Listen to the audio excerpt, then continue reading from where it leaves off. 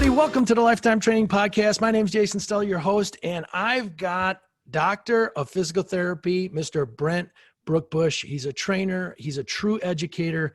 And the stuff we're going to get into and what he's doing for our industry and in the evolution of the industry moving forward too is just, it's honestly going to change it. So I can't thank you enough for joining us today. Wow. With an intro like that, I mean, I definitely hope we disrupt things. Education definitely needs to get better. I think we all deserve a lot better than we've gotten in the past. So awesome. And we'll get in and dive into, his courses and, how he's changing the industry with not only the content, but, really the model. But I really want to get into some meat and potatoes of it today. And let's do it. Right now, I went through some of the courses and looking at it, and you've got some great content regarding power and plyometric exercises. And with the rage right now of high intensity interval training and people jumping and throwing everything known to man, in every type of environment and thinking it's great, while it can be great, everything it could be a tool or it could be a weapon. And I'd love for you to spend some time to truly teach some people how to what's important in that type of power plyometric based exercises for the upper body and the lower body. Yeah. So I think the first thing we got to talk about is goal, right? What is the goal that you're after? I think when you look at our latest courses on power training, which started with a comprehensive review of the literature, the course itself is titled Power, in parentheses, High Velocity Training. Right. So I'm specifically talking about how do we increase velocity? How do we increase power production? And if your goal is power production, like you need to be a little bit more specific on how you recommend those exercises. Right. So HIIT training, unfortunately, is more like, let's just do a bunch of crap to beat the hell out of people. And they're hoping that it burns a lot of calories because it's hard or something like that. And, that's not necessarily the way things work, right? We know that things like time under tension might have a bigger impact on caloric burn than, for example, you throwing a medicine ball really fast. Just because it jacks your heart rate up in between sets doesn't necessarily mean it's burning more calories. Those two things don't equate. You might be better off having a more consistent lower heart rate with constant tension. Yep. Right. So I think we do have to kind of keep in mind, what is your goal? If your goal is burning calories, power training is probably not great, at least the power training that I'm talking about, because the power training I'm talking about is going to use very specific acute variables, very specific recommendations, is going to have long rest periods to ensure that we maximize those recommendations to maximize velocity. And I think a lot of people, and people, I see it so often too, is they don't truly understand the acute exercise variables, and because they're not taught in a lot of the basic certification courses, they're not taught. They're already there for them in a decent amount. And the understanding of power is a direct result of the nervous system and the nervous system's ability to actually do what it needs to do. I think that's a thing that people don't understand, that the nervous system takes a lot longer to recuperate. And in order to be able to do that, you need to rest. So don't sit there and just beat them up and go. Yeah. I mean, so for example, let's take an example of you want to be able to dunk a basketball. You want to be able to jump higher, right? We're both basketball players. So that works. I mean, at 40, I'm not dunking anymore, but that's a different situation. I never was able to, unfortunately. Anyway, so you definitely lose power as you get older. It's one of the unfortunate things that is very clear in the research. Yeah. But going back to, if your goal is high velocity, right? Your goal is to increase your vertical. Your goal is to dunk a basketball. Every rep you do should be trying to jump higher than you ever have. Now, if you let fatigue set in, obviously you're not jumping as high, and we've all seen this, right? I see 20 rep box jumps. Well, the first 3 or 4 might have been ideal, and then you start fatiguing, you're jumping lower than you ever have, which kind of means you're training your body to jump lower. You're not actually helping your vertical any. Right? To really increase your max vertical, You need to focus specifically on increasing your max vertical. And as soon as your vertical decreases during that set, regardless of whether you feel fatigued, you stop, right? That's when the set is over. The set is over when maximal performance is over, which could be 3 reps, 5 reps, 8 reps.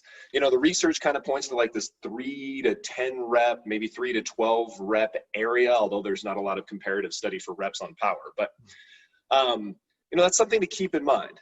You know, if your goal is just to fatigue yourself, I don't know that like box jumps, for example, is a great idea anyway. There are other things that use more muscles, that create better time under tension, that use larger loads and will probably burn more calories because you'll need less rest in between sets. Like, that's probably not the direction to go. Yeah. And that's, you know, I think where people are kind of misunderstanding. We're talking about how to effectively use power and plyometric exercises, not as a conditioning tool. And, you know, where I see it's really terrible, you know, and so I've seen it in kid programming, you know, with the speed, agility, quickness stuff that's always out there, and the programming that people are doing. And obviously the intention is I'm doing my best with what I know, but some people are charging a lot for it and they're not truly understanding the skill that's involved and how to decelerate before you accelerate. Would you mind diving into some of that aspect of true plyometric training and power training as it relates to that?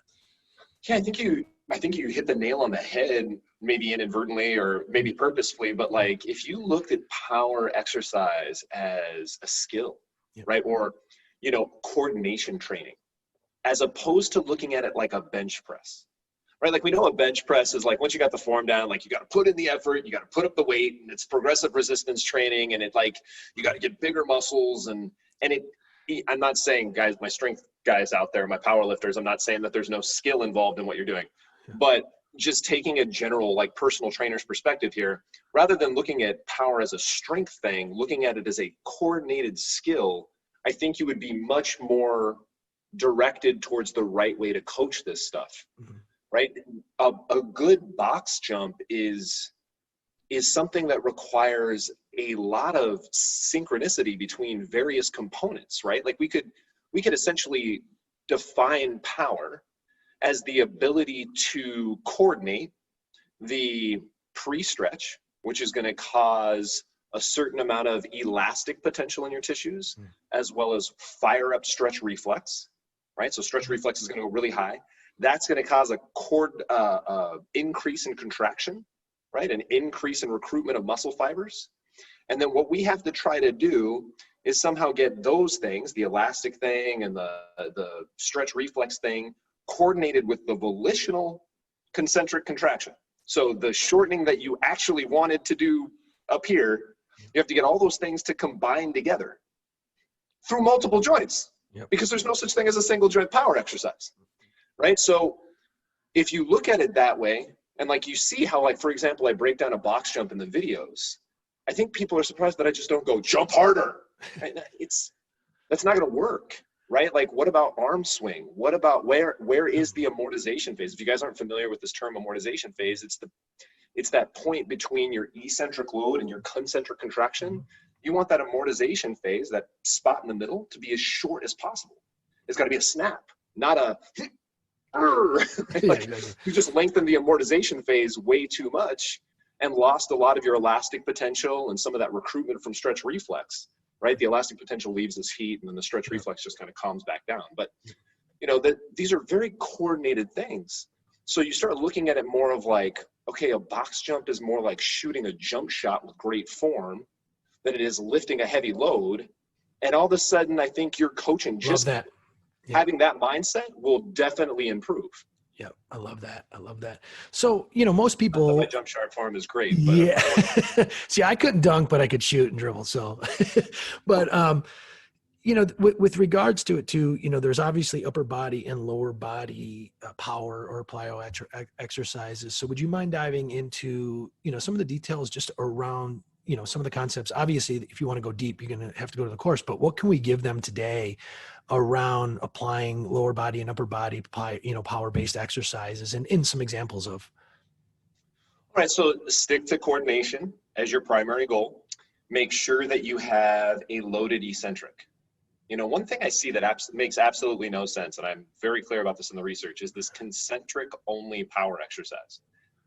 That doesn't make any sense, guys, right? Like the pre-stretch is potentially the most important component of power training, right? Like that is a given. So you have coordination. You want to make sure you have that pre-stretch, that decrease in amortization phase. If you're doing a chest pass, the way that would look is when you catch a ball for a chest pass, you should start here, right? So that you get an eccentric load, stretching your tissues. The amortization phase is when the ball is close to your chest. So that's the part of this you want to decrease in time the most. So I want to absorb and then snap, right? With as little time here as possible. Love it. Same thing with the medicine ball. Like think about a medicine ball smash, Where is your amortization phase? Well, your amortization phase is between your eccentric load and your concentric contraction. So you're stretching out all of your muscles when you lift up. Yep. That's the eccentric, which means the amortization phase is at the top. That's where you want to spend the least amount of time. How many times do you guys see this? Right?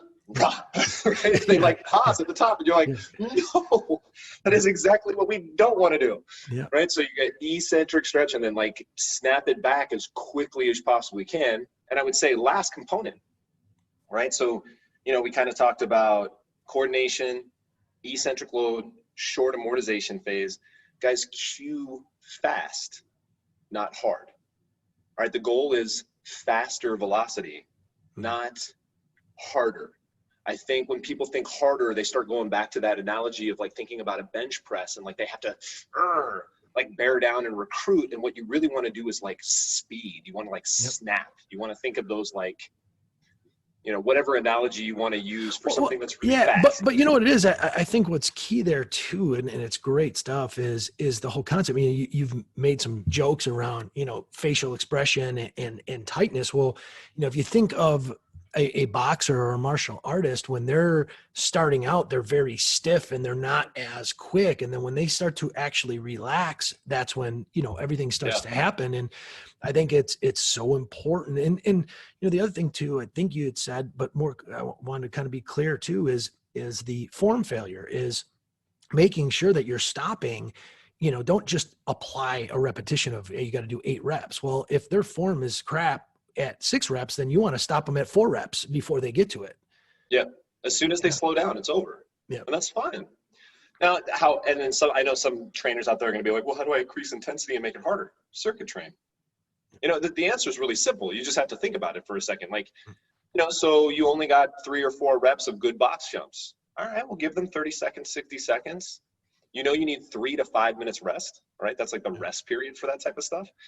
So what are you going to do instead? Well, you can go do a chest pass, work on power there, give them another 60 seconds rest, maybe do, a ball smash or something like that, another 60 seconds rest. Well, now 3 to 5 minutes has passed since you did your leg exercise, and you can go back to your leg exercises again. Yeah. Right? And then we can get really complicated and start talking about post-activation potentiation and how you do those compound sets. And there's definitely a lot of ways to go. But to your point, man, like you made a great point. Like learning before the podcast, we were talking about just kind of like the fundamentals and the skills. Like program design is not complicated. It's not. The research, the lit reviews that we do obviously require a certain level of sophistication or complexity, like because you're going through research and statistics and how to aggregate data. But really, it's like a complex equation that spits out a pretty simple answer, right? Like what I've just told you guys is essentially power training. Yeah. Like, I mean, there's some other details, but like that is kind of what you come to when you look at all these hundreds of research studies. And then you just kind of have to figure your way around how to put all this stuff together. I always say there's the art and science, right? And what sometimes frustrated me in the industry and talking with trainers, it was the fact that they would go through whatever their, accredited certification was. And in some cases, there's some that do a great job deep diving into the acute variables. And then there's other ones that basically put together a system where the acute variables are just put into the system. And what I always said is if you're one of those that the acute variables were put into the system, if you start to change those variables, whether it's rest, whether it's time under tension, whether it's load, whatever, they don't really teach what that impacts and how that's going to change the outcome. And so, I do believe that, program design is a true science, and, understanding true manipulation of reps and sets and time under tension, all those things. And then the art of it, of putting it all together, comes with your experience and comes with learning more and diving into it, a bit deeper. Yeah, I think, to help out, I think the way we teach things is for the Brookbush Institute, the way it probably should go is we use a little bit of like what we call like differential reasoning, right? Or like essentially what you want to do is start with optimal and then narrow it down to the situation you're in. Yeah. Right. So if everybody could at least start with, like, we're going back to this goal thing. If the phase is power, understand what your power acute variables are. Yep. Set up your power acute variables, creating a routine around those acute variables, and then match them to the situation that you're in. Yeah. And that's going to come down to the person that you're with and the environment you're in. Is it going to be perfect? No, there is. It never gets to be perfect. Almost never. Yeah. Right. Well, as an ATC, you can have like $1 million backing this team or millions of dollars backing this team, and then they show up 15 minutes late and like destroy the routine that you wrote. And like, you have to do the best you can with what you have. Yeah. Well, I think there's.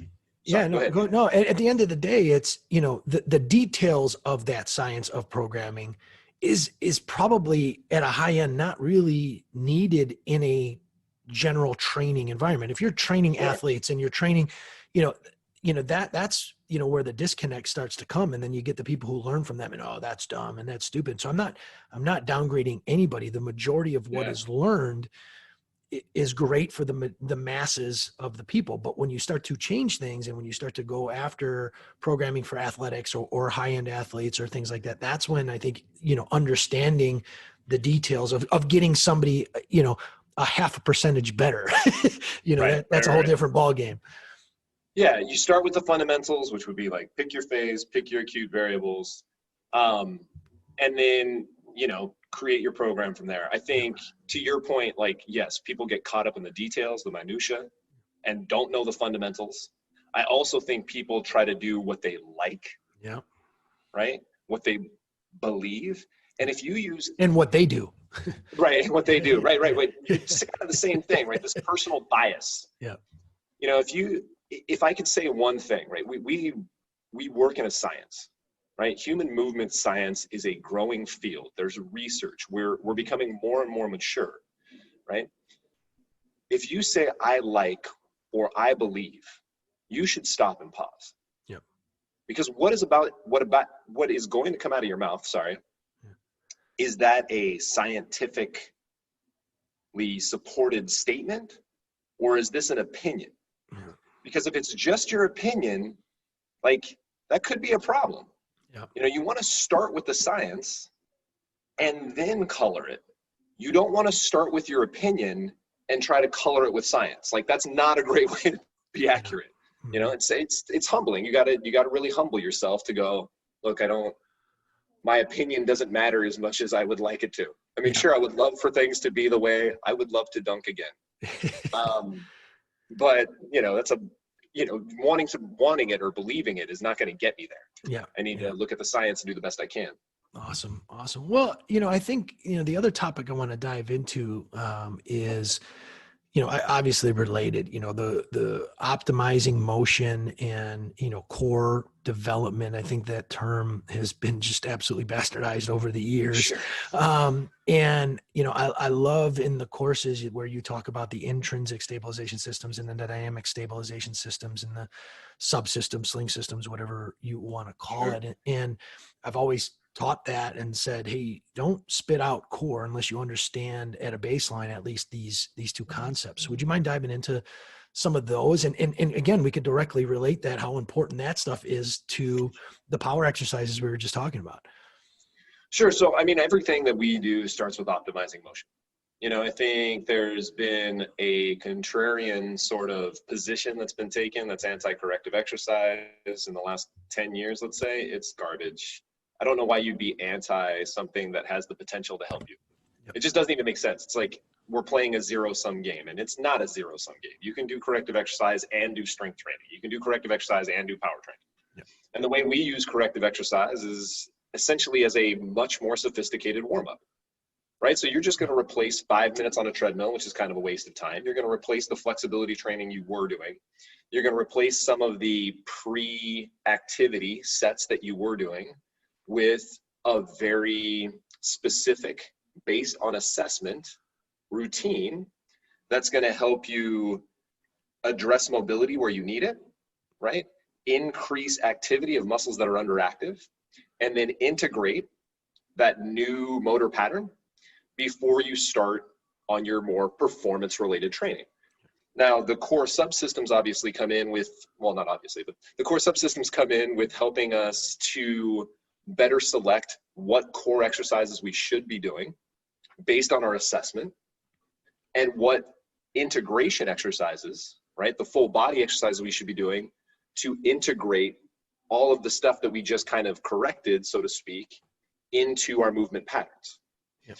So what I've used to create those subsystem articles and the subsystem integrations is definitely a combination of a lot of research. You threw out a lot of terms there. Obviously, you have intrinsic versus global. Yep. You have, like the anatomy trained stuff. Yep. We kind of like lean towards Vleeming's subsystems, right? Yep. From our perspective, there's more research to back that, and we're comprehensively evidence-based company. That was a big thing for me when we started this, and still is, of course. So all I did was combine all that stuff. You end up with 4 subsystems, right? Your intrinsic stabilization subsystem, which is like the TVA, diaphragm, all that stuff. Your posterior oblique subsystem, which is like the big stuff on the back, so lats and glutes. Your deep longitudinal subsystem, which is your erector spinae and biceps femoris. And I'm simplifying these a little bit, absolutely, guys. Yep. So these are like the stabilizers in your back that are the back side that tend to become a little overactive. And then you have your anterior oblique subsystem, which is more like your rectus abdominis, external obliques, and adductors. Yep. Now, the interesting stuff about this research, and I think it really is that next step in a lot of people's education to go from corrective exercise where they're thinking about individual muscles to looking at these synergies. Right? Because when the body recruits for movement, it doesn't recruit individual muscles. It's very important that we address individual muscles, right? And fix individual muscle activity before we try to integrate. I always say my analogy is you have to fix the pieces before you assemble the puzzle. Yep. But, once you fix those pieces, like we start looking at, okay, well, what synergies are we looking at, right? Because the body doesn't just recruit synergies randomly. Like it doesn't quite work that way. Like there's certain muscles that connect sometimes through fascial systems, right? So for example, your lat and glute are connected via your thoracolumbar fascia, or at least the posterior layer of your thoracolumbar fascia. Like it's very interesting to look at this stuff and go, well, okay, well, how should that affect my exercise program? And to give you guys a couple just quick pointers, I can tell you right now, two subsystems that are almost always underactive that you can cheat and kind of get to the end of all the research real quick. Obviously, your intrinsic stabilization subsystem being your transverse abdominis, your internal obliques, your diaphragm, your pelvic floor. Yeah, multifidus. Those intrinsic stabilizers tend to shut off. They're a little bit, they're prima donnas a little bit. Like as soon as anything goes wrong with the lumbopelvic hip complex, they kind of like start gearing down. So things like quadrupeds, we tend to use a lot of quadrupeds to affect those, especially with athletes, because some of the other TVA exercises are just not sufficiently challenging. Yeah. Right. So like a dead bug is probably not sufficiently challenging for an athlete. Some of the other like drawing in exercises where all it is drawing in is probably not sufficiently. Well, and how bastardized that has gotten is crazy too. Because two things I wanted to kind of chime in and add is and get your opinion on. One of them is I also heard that because that the more the intrinsic stabilization systems are typically a little bit more slow twitch in nature, that as we get older and through dysfunction, that those things start to take on more fast twitch characteristics, meaning they're slower to fatigue, or I'm sorry, they're quicker to fatigue. Have you heard that or not? It's pretty complicated. Yeah. Like what you're talking about is some of the stuff that happens with like low back pain patients and like chronic, maybe not so much age, but like chronic pain will cause like some transition and muscle fiber types. Yeah. And it's very hard to figure out what's going on there. Yeah. I don't think the picture's as clear, and I would want to go back and prepare to talk about that, to be quite honest with you. I appreciate it. And I've written about it pretty extensively in the intrinsic stabilization subsystem and lumbopelvic hip complex article, but I would want to go back and reread what I wrote to make sure I don't step on that. Yeah. But long story short, most people can benefit from some intrinsic stabilization, targeted exercise. Like I said, we use quadrupeds with the drawing and maneuver, because obviously that's how we engage our TVA, is that drawing and maneuver. We have lots of fun progressions for quadrupeds, by the way, guys. Like a lot of people are like, oh, quadrupeds, quadrupeds, opposite arm leg raise, ha ha ha. And it's like, no. I could destroy you with just quadrupeds if you'd like me to. Yeah. So learn your progressions. Yeah. And then outside of that, things like bridges, right? Everybody, like the glutes are super important. So when we talk about the posterior oblique subsystem, a lot of times we're talking about really just trying to get the glutes more involved, which is going to come to, I think bridges are a staple core exercise. Yeah. And then something like a squat to row, lunge to row, step up to row. These exercises that integrate the posterior oblique subsystem are a great way to start integrating a whole body exercise into your program. Yeah. And that's where understanding too, because so often I've seen people do like a squat to row or a single arm squat to row, and they're not realizing they're doing it on the same arm and leg, and not understanding that it's the balance and of that opposite lat or the glute on one side and the opposite lat that function together to create that stabilization and that motion. Research is a little mixed on that. I mean, like you definitely get some same side stuff too, but generally speaking, we don't need to. It's very awkward to train like a same side thing. What I see messed up on that one a lot is single leg touchdowns.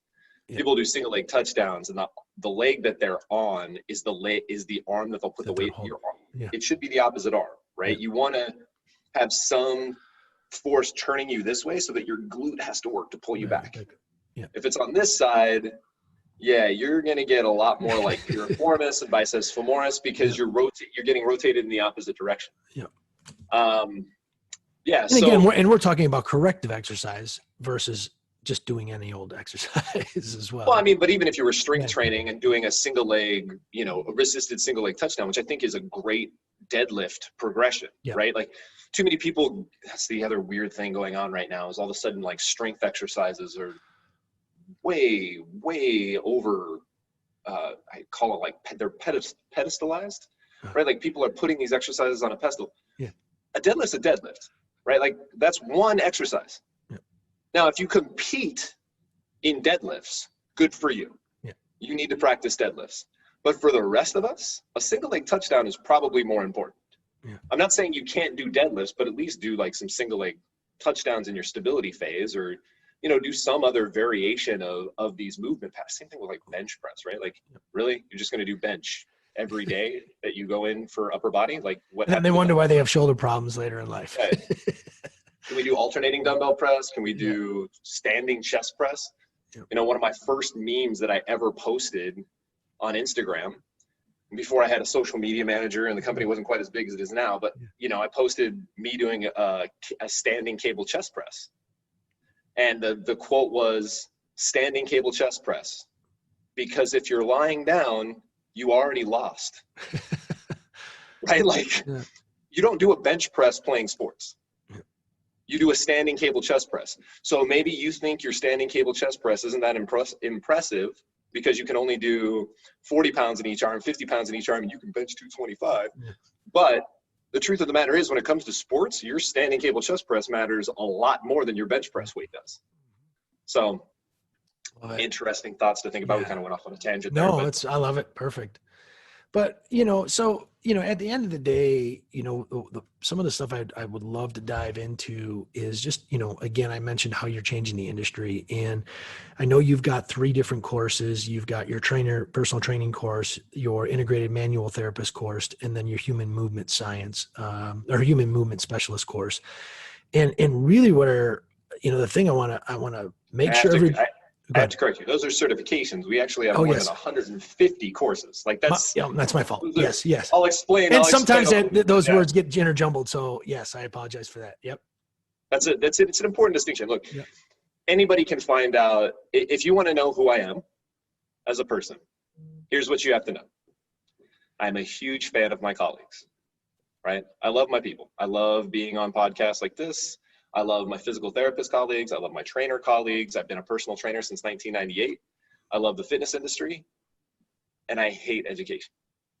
Like, people think I'm in education because I love education, and I love educating, but the system is jacked up, right? And I don't mean jacked up like in a good way, like I'm jacked. I mean, like it is miserable, and I think everybody knows that, right? Certification, like, just kind of quickly breaking down some keys that I think are important, and then I'll break down why I think we're doing things a little bit better, right? Accuracy of information. We were talking about this before the podcast. This isn't about my opinion, right? So the Brookbush Institute, I know it's named after me. That was an accident. I started the company on my social media page, right? So people started following my social media page, and by the time it came to the point where I could actually put a name on the company, my name was so associated with the work, I couldn't pull my name back out of it without losing the momentum I had started. With that being said, it's not Brent's opinion, right? I tell every class that we ever teach, if you ever said, well, Brent said, I'm going to kick your ass. I mean, kick your glutes. Kick your glutes. You're good. Right? Like, it's about evidence. This is a science. Every one of our courses is built on a comprehensive literature review. Now, that doesn't mean we have to talk in super fancy language, right? That's a clarity and education issue. But accuracy should be the goal, right? I try to put my opinion aside every time I do one of these comprehensive reviews, these courses, and go, okay, what does the research really say? Now, in the back of my head, I'm a professional, just like you guys are, right? I've been in practice a very long time. I worked in health club chains. Like, I started my career at 24 Hour Fitness, and then I was at New York Sports Club, and then Equinox. So, like, I'm with you guys. Like, I get it. So as I'm going through these reviews, I'm definitely going, okay, this is what the evidence says. How is it practical, right? I don't remove that piece. But I want to be accurate. I know the win is in accuracy, right? Because nobody wants to have to relearn stuff, right? We talked about this. Like, how many times have you taken a certification or a class, and you find out later that the teacher didn't really prepare that very well, or they didn't support it right, and now you have to relearn stuff. Like, I mean, just a stupid example. I see mistakes in anatomy books all the time, and that shit, drives me nuts, because I'm like, how did you teach somebody a wrong origin or a wrong insertion or a wrong joint action? Like, they now have to go unlearn that, and that's harder. So accuracy, right? That was big.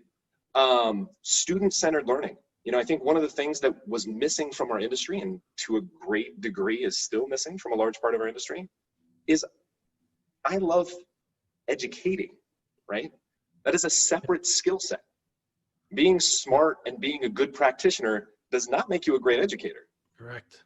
That delivery has to be a certain way. And I hope when you guys see our videos, and you guys can go and just check me out on YouTube to start, right? I hope when you see our videos, even if they're really old and we're on a flip cam 7 years ago, things were not as high tech as they are now. I mean, obviously our videos have gotten better, but I hope that you guys see in the way that I present material that I really am trying to help people understand, right? How do you use this? How do you go from like assessment to doing the exercise, and then how it fits in a program? Like, how do you actually cue this? What's the feel of this, so that you have better comprehension, retention, and application? Like, those are teaching metrics, right? Not like, oh, he was cool, or he's got a jacked 6-pack, or, you know, like, these are all things that don't matter, right? Education matters. It's not whether I can do it. It's whether I can teach you to do it. That's the only thing that matters, right? Every once in a while, somebody will be like, oh, where's your muscles, bro, on Instagram, right? This is the typical one. And I'm like, I'm not a small guy, but it doesn't matter at the end of the day, right? Like I usually am wearing something like this in one of my videos. Why? Because I know black in the videos, right, puts me in the background so that you're focusing on what you should be focusing on, which is not me, it's who I'm working with while listening to my voice. Maybe you need to see my coaching skills or like some sort of hand placement, but like you just don't need to be focused on me. And then I think the last thing is like, and this is where I've gotten really excited recently, is technology has made affordability and accessibility and convenience something that we can finally have, right? So we started with this idea, well, we didn't start with this idea. I've been using this analogy more recently, but essentially it's, if Netflix can do it, so can we. Yep. So I wanted to stop the multiple charging for the same content. Me and you were talking about this earlier of like, you're going to charge for content, and then I'm going to slap the label of CEC on it. I'm going to charge you again. And then if I slap the label certification on it, I'm going to charge you again. And then I'm going to take that stuff, I'm going to repackage it, and I'm going to put it in an advanced certification that's 80% the same stuff and 20% new and charge you again. Yeah. Like, no. It's broken, man. No. I appreciate that. That's garbage. So what we did is we literally put, now have more than 150 courses on the Brookbush Institute platform. BrookbushInstitute.com platform, right? Yeah. And we're continually writing new courses, continually updating courses. That's what we do, is content development. Yep. All of those courses are hopefully the content that you were looking for. They count as CECs, and they count towards your certification, and it's all included in this $19.99 a month membership, no additional fees. Man, that's great. Right? So you go in, you can pick your goal, right? So whether you want to go strength and performance, which would be the personal training side, or you want to go corrective exercise, which is the human movement science certification, that'll dial in your recommended course order on your dashboard, right?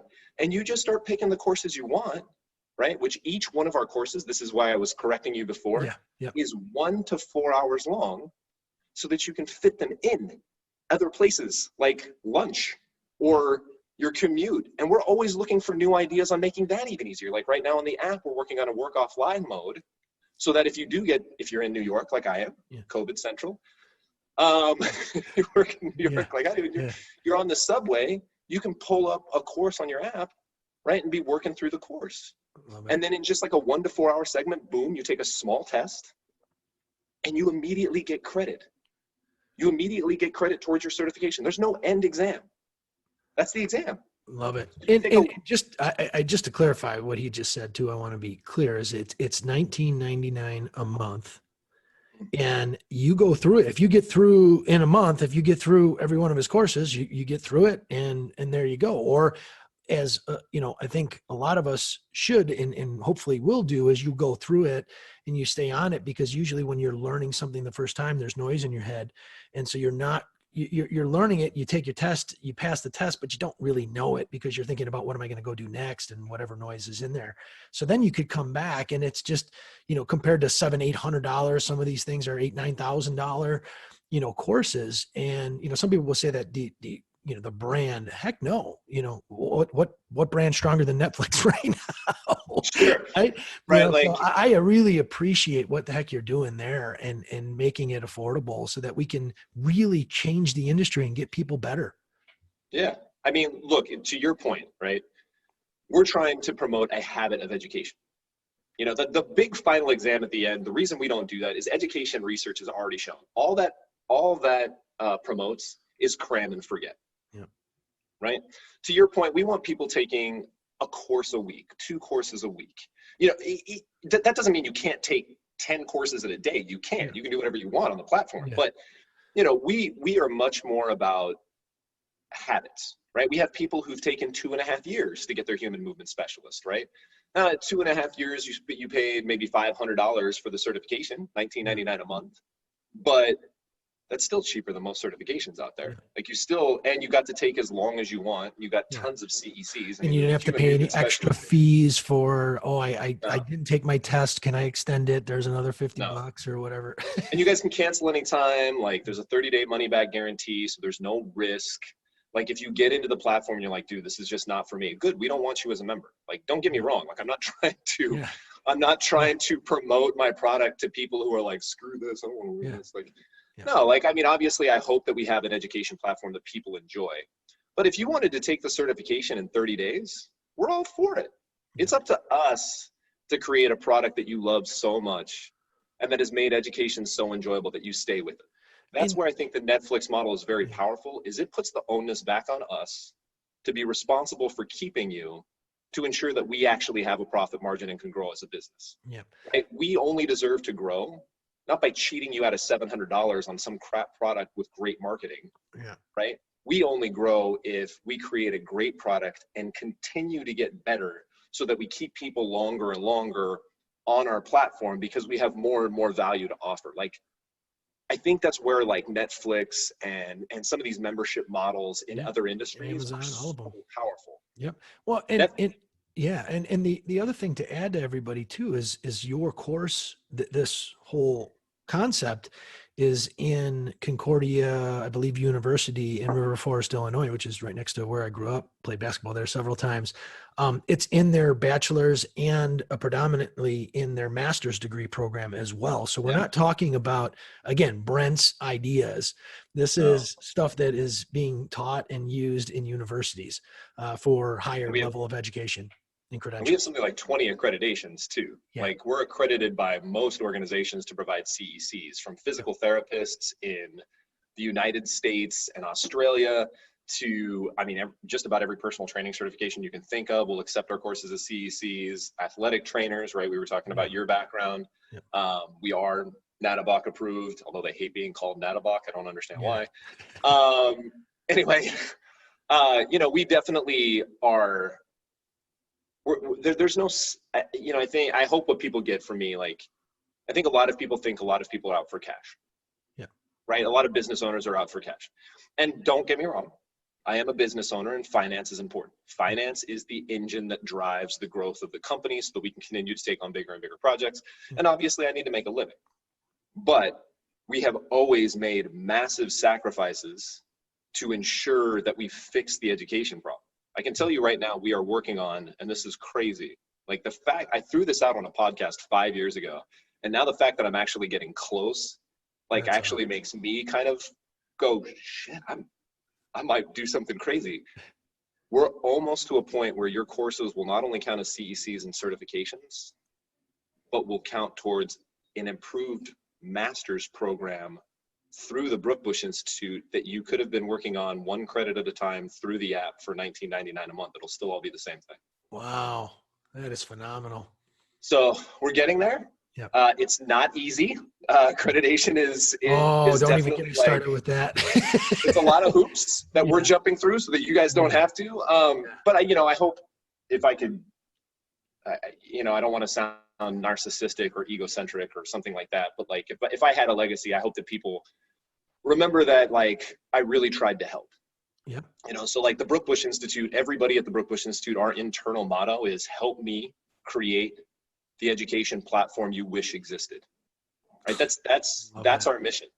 Right? Like, so you wish something happened. Like, we just had our big, you know, another big idea meeting, right? Where I had all of my people come up with ideas. Just whatever you want, just tell me what you want. Let's do that. Yeah. Let's figure out how to do that. And hopefully we can keep this $19.99 a month model going, and our value will propel us to continue to be able to take on bigger and bigger projects. Like, like I said, I hope we disrupt the entire industry because it needs it. It needs it. Yeah, like, I agree. And, you know, everything, you know, I just glanced through a lot of it. I went into some of it, but, you know, everything from how to use, you know, vibration technology and different gadgets, and, you know, it's all in there. So it is a super comprehensive and just, again, I think built for the person trying to learn and really make the person who's busy. Yeah. And how to make this truly a career. I always say a career that you can retire from, that it is a profession. So, you know, I can't thank you enough. It's been a pleasure, and hopefully I have you on again and we can deep dive into some more things. And hopefully, you know, as a relationship builds with us and you know, it'll grow a lot more bigger than what we're doing right now. So thank you so much. I really appreciate it. And everybody, make sure, you know, the details will be in in the body of whether you're on Spotify or YouTube or iTunes, it'll be in there so you can click on the links. I think And we had a head to it. coupon code for you guys too. Like, I Yeah. think So the lifetime it's trainers. lifetime. Yeah, it's lifetime athletic right now. So the coupon code will definitely be in the Yeah, thing. we'll We put want to that in make sure there. we work this out. Yeah, And help you guys at Lifetime. and that's the beauty too. Obviously with Lifetime, we have these relationships that we're continually building and trying to offer. You can't get much cheaper than $19.99, but they are giving it to us a little bit. So I really appreciate that, and thank you again. Yeah, man. Thank you. Good luck to Lifetime. It's been tough times in the fitness industry, guys. Like, keep working. Yep. The people who are working the hardest right now are the people who are going to be ready to take off running when things go back to normal. So don't lose your motivation. Keep at it. Keep working with Lifetime. I know they're working hard. This is tough times. We're going to get through this. It is. And we're I can't emphasize it enough. We just had our COO on the show this past week, and we're looking good. Obviously no one knows what's happening, but we're looking like we're in a really good position moving forward. So are we. About that. It's funny how the really good ones, the ones who are really trying to do the right thing, we're doing okay. That's right. And it's not to say that we haven't taken hits. And I know like your schedule's been chaotic and so is mine. I don't want to say like it's been, no, it's more work. It's more work, but it's the people that are resourceful. Yep. And it's the people who are resourceful to figure out a way. And, in our industry, if there's something that you can take from these last 30 seconds of this podcast is you have to be resourceful. And if you're not, you're not going to win here or in anything. And authentically want to help. I think that's the other thing. You have to be resourceful. And I think what COVID really exposed is the cheaters. Yeah. Right. So like the fakes and the cheaters are getting exposed right now because they can't take money from a smaller set of resources. Like if they can't steal, right? If the value isn't there, people aren't going to spend the money. Now all of a sudden people are holding on to their budgets. They're making smarter decisions at home because everything's tougher. And so the people who really try to help are the ones who are going to make it forward. And I know Lifetime is trying to employ more trainers, is trying to help trainers get back on their feet, right? Brookbush Institute is going $19.99 a month. You guys can get certified. We just launched this certification a few months ago, right? And we're going, we're trying to help, like, not $800 certification. We're going to bring this down and get it, like, here you go. Like, here's a chance to get to work. And if you guys just take those lessons, like I said, again, and just think, okay, resourceful, keep working, keep motivation, and know it sucks right now. But as soon as things turn around, the guys that work the hardest are going to take off running when things are back to normal. That's like, it's just going to be light years ahead. Yeah. Sorry. No, that's great. Me too, man. And we can go forever. So again, congratulations on your success and really congratulations on you having a different mindset on changing industry. So thanks a bunch. Appreciate you, man. Appreciate you too, guys.